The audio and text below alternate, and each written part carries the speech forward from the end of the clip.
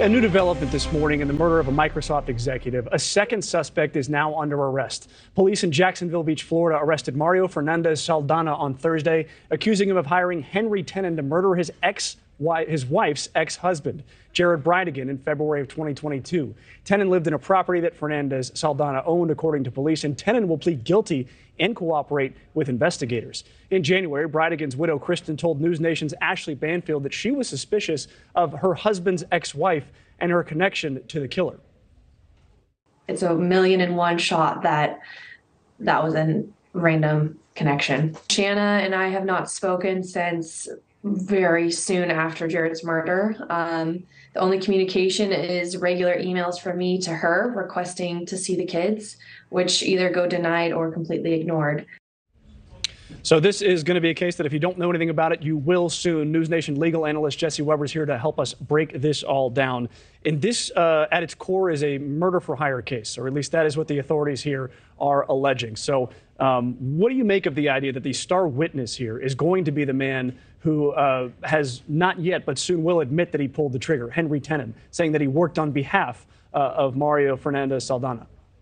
Well, he is the link now between Saldana and Bridegan, right? He is, as you said, the star witness. Unfortunately for the prosecution, you can't pick and choose your witnesses. I say that because as important as he is, and as pivotal as he is to this case, you have to be wondering, what is the defense going to do with him? Because this is now somebody who is going to plead guilty to murder. So now you have a murderer who engaged in this plot, who essentially was the trigger man.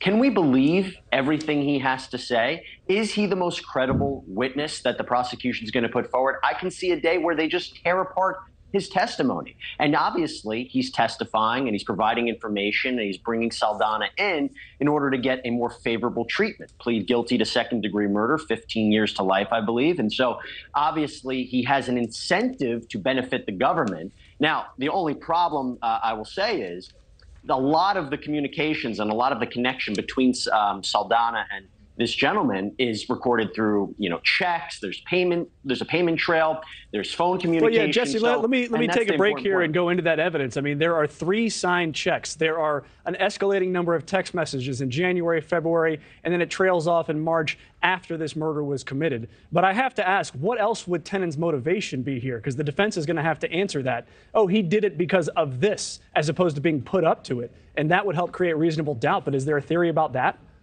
Yeah, right. Because why would he just suddenly attack this man who's connected to, his landlord? It makes no sense, right? And so I hear you. The only way I can try to see where they'd go to a defense is, well, maybe Saldana talked about problems that he had with Bridegan, and he took it upon himself, to just basically do this on his own. I think that's a really flimsy motive. I don't think that's really going to work. But I mean, I think that's the only avenue they can probably go down and try to say, well, the checks, the communications, they were in the same building. Obviously, it was about that, but it seems like it was so much more.